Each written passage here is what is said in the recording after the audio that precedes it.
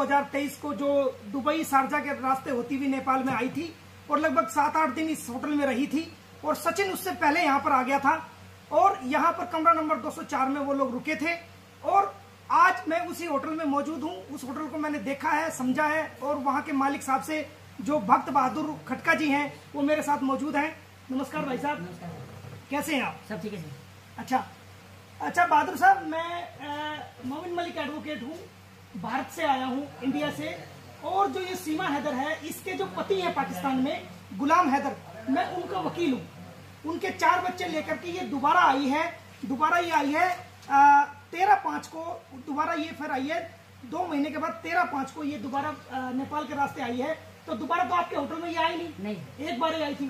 तो ये बच्चे लेके गुलाम हैदर के इलीगल तरीके से भारत में चली गई है सचिन। और ये इलीगल तरीके से सचिन आगे इसको वो है तो ये उन बच्चों को लेकर चली गई है। तो मेरे अब ये वहां जाके कहती है, वहां जाकर के इसके खिलाफ FIR एक दर्ज हुई है। ये आप देखेंगे कि ये इसके खिलाफ एक FIR है जो कि भारत में इसके खिलाफ FIR दर्ज हुई है। और ये वो FIR है जो भारत में इसके खिलाफ दर्ज हुई है। ये देखेंगे आप ये देखेंगे, ये पढ़ेंगे 159 नंबर रघुपुरा में। तो वहां पर ये जब बेल ले लेती है, कोर्ट से बेल मिल जाती है, तो ये कहती है कि मैं सचिन की वाइफ हूँ। और जमानत लेते हुए ये कहती है कि मैं गुलाम हैदर की वाइफ हूँ। तो हमारे और कहती है कि मैंने हिंदू धर्म परिवर्तन कर लिया था। और उससे सिलसिले में कुछ जवाबात हम आपसे करेंगे सवाल, तो आप हमें उनका जवाब देना। हमें ये बताइए सर कि ये आपके होटल में कितने दिन रुकी थी? लगभग 7-8 दिन थे। अच्छा, 7-8 दिन से 7-8 दिन आपके होटल में ये रुकी थी। तो इस दौरान जब ये 7-8 दिन ये आपके होटल में रुकी, तो इस दौरान क्या कोई बाहर से पंडित जी या कोई पंडित जी इनसे मिलने के लिए आपके होटल में आया था? नहीं सर, कोई नहीं आया।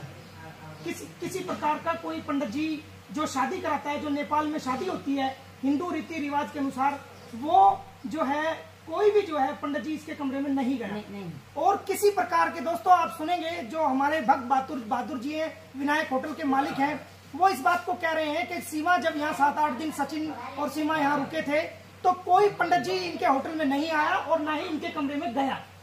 आप ये बताइए, हिंदू रीति रिवाज के अनुसार जो हिंदी रीति रिवाज, आप भी हिंदू हैं? हाँ, ये भी हिंदू हैं। तो हिंदू रीति रिवाज के अनुसार क्या बिना पंडित जी के कोई शादी हो सकती है? नहीं सर, पंडित जी होते हैं, हमारी हवन होती है, फेरे लेने पड़ती है से। हाँ, इनका कहना यह है कि बाकायदा पंडित जी के बगैर कोई शादी नहीं होती, हवन होता है और फेरे होते हैं, तब जाके हिंदू रीति रिवाज के अनुसार शादी होती है। तो दोस्तों, तो कोई वहां पर उस कमरे में, जो वो कमरा है, उस कमरे में कोई ऐसी जगह है जहाँ पर ऐसे घूम करके फेरे लिए जा सके? नहीं सर, नहीं। कोई नहीं है।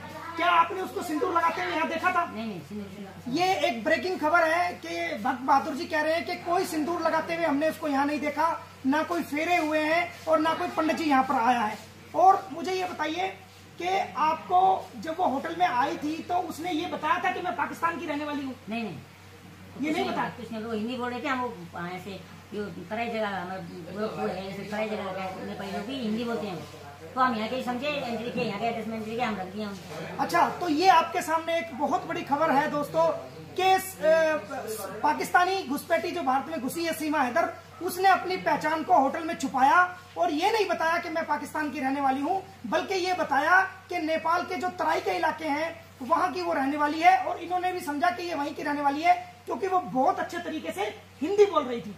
इन्होंने बताया कि वो बहुत अच्छे तरीके से हिंदी बोल रही थी और उसने अपनी पहचान को छुपाया, इनके साथ धोखाधड़ी करी और वो अपनी पहचान छुपा करके यहाँ 7-8 दिन रही। सचिन ने भी अपना नाम नहीं बताया और ना ये बताया कि वो भारत से हैं और ये बताया कि वो नेपाल से हैं और वो यहाँ पर तराई के इलाके से बताया। यही कारण रहा कि उन्होंने रजिस्टर के अंदर, जो हमने रजिस्टर चेक किया है वो भी दिखाएंगे आपको, उस रजिस्टर के अंदर अपनी पहचान छुपा करके, अपनी असली पहचान छुपा करके, अपनी नेशनलिटी पाकिस्तान की छुपा करके, अपनी नेशनलिटी इंडिया की छुपा करके, और उन्होंने अपने आप को नेपाली बताया और इनके साथ भी धोखा किया, इनको धोखे में रखा। इनका किसी प्रकार का कोई दोष नहीं। और क्योंकि यहाँ पर बहुत सारे यहाँ होटल है, तो अगर इनको शक हो जाता ये नेपाल की है या भारत की है तो उससे सबूत लेते, लेकिन इन्होंने समझा कि ये जो है वो यही नेपाल के हैं। और सचिन ने बताया था कि वो मेरी वाइफ है, जबकि वो उसकी वाइफ नहीं थी। अच्छा ये बताइए, क्या आपने कहीं उसको पूजा करते हुए देखा है? नहीं कहीं भी पूजा कुछ नहीं करती। कोई हमारा काम करने वाला आदमी है तो नमाज पढ़ती थी अंदर, वो उनके अच्छा तो हमारा काम करने वाला आदमी आते जाते थे, बाकी हम उनके रूम में नहीं गए। दोस्तों ये बहुत बड़ी खबर भाई साहब ने दी है। ये कह रही है कि होटल में कभी उसने पूजा नहीं करी और कोई वो पूजा नहीं कर रही थी। और जो इनके काम करने वाला आदमी है, तो जो कहाँ क्या कर रहा था काम? रूम साफ करने जाते थे। अच्छा, तो जब आप रूम साफ करने आपका आदमी जाता था तो वो क्या करती थी? वो नमाज पढ़ती थी। क्या करते, अभी खाना नहीं, नमाज पढ़ी, इस तरह बोलने आता था वो। अच्छा, तो ये बता रहे हैं कि नेपाल के होटल में भी वो जब वो इनका कर्मचारी सफाई करने के लिए जाता था तो ये बता रहे हैं इन्होंने देखा कि वो कमरे के अंदर नमाज पढ़ रही थी। तो दोस्तों ये कितना बड़ा धोखा हम भारतीयों के साथ हो रहा है, कितना बड़ा धोखा हम भारत सरकार के साथ हो रहा है, कितना बड़ा धोखा भारत की एजेंसीज के साथ ये कर रही है। पूरे देश को गुमराह कर रही है, पूरे देश को जो है ना पागल बना रही है, मूर्ख बना रही है। हमारे होटल के मालिक भक्त बहादुर जी ने बताया कि जब इनके कर्मचारी सफाई करने के लिए ऊपर जाते थे वहां पर कमरे में, तो इन्होंने देखा कि वो सीमा हैदर वहां कमरे में नमाज पढ़ रही थी। तो इससे क्या जाहिर हुआ कि वो एक मुसलमान थी जब होटल में आई, और उसका कहना यह है कि वो पाकिस्तान में अपना धर्म चेंज कर चुकी थी, जो कि बिल्कुल गलत है, गुमराह है। और जब वो नमाज पढ़ रही थी, ना कोई पंडित जी आया, ना कोई फेरे हुए, ना किसी प्रकार की शादी हुई, और वो वहां पर नमाज भी पढ़ रही थी। ये हमारे भक्त बहादुर जी ने बताया है। और आप मेरे से एक सवाल और बताइए कि क्या कोई भारत की पुलिस आपके पास आई है आज तक? नहीं सर, नहीं है। कोई जांच करने के लिए आई है? कोई भी नहीं है। कोई पूछताछ के लिए टेलीफोन आया हो? नहीं, कोई भी नहीं आया। देखिए हमारी जांच एजेंसी जो रबुपुरा पुलिस है या कोई जेवर पुलिस है या कोई इन्वेस्टिगेशन एजेंसी है, उनका कोई टेलीफोन आज तक जो है वो भक्त बहादुर के पास नहीं आया है कि 1 साल से ऊपर का समय हो गया है कि जांच जो चल रही है उस जांच में क्या किया गया है। किसी प्रकार का कोई इनसे जांच के रूप में कोई जो है ना इनके पास ना टेलीफोन आया है, ना इनसे आकर के किसी ने पूछने की कोशिश करी है कि सीमा हैदर कैसे आई, क्यों आई, किस प्रकार उसने नाम बताया। तो जांच के नाम पर भी हम कहेंगे कि इसमें जो जांच अधिकारी है वो पूर्ण रूप से मुझे लगता है कि वो विफल रहे हैं, और वो आज तक जो है वो इस होटल से संपर्क नहीं कर सके, ना नेपाल में आ सके कि भाई जांच की जा सके कि नेपाल में उसका आने का कारण क्या था और कैसे वहां से गई। तो ये भी एक बहुत बड़ा सवाल जांच पे उठता है दोस्तों, जो हमारे भाई साहब ने क्लियर कर दिया है। तो दोस्तों ये सच्चाई जो आज आपके सामने आई है, इसको सुनकर के मैं भी हैरान हूँ और देश की जनता भी हैरान हो जाएंगी। इसके अलावा कुछ और बताना चाहते हो कि वो कैसा महसूस करती थी, कैसे वो होटल में नीचे आती थी, या खाना कैसे खाती थी, या क्या वो चिकन वगैरह भी खाती थी, क्या करती थी? हाँ, खाना चिकन को सब खाते थे यहाँ पे। अच्छा, बच्चों के साथ खेलना वो करती थी, इसलिए हम लोग ज्यादा हमने ध्यान ही नहीं दिया उनपे।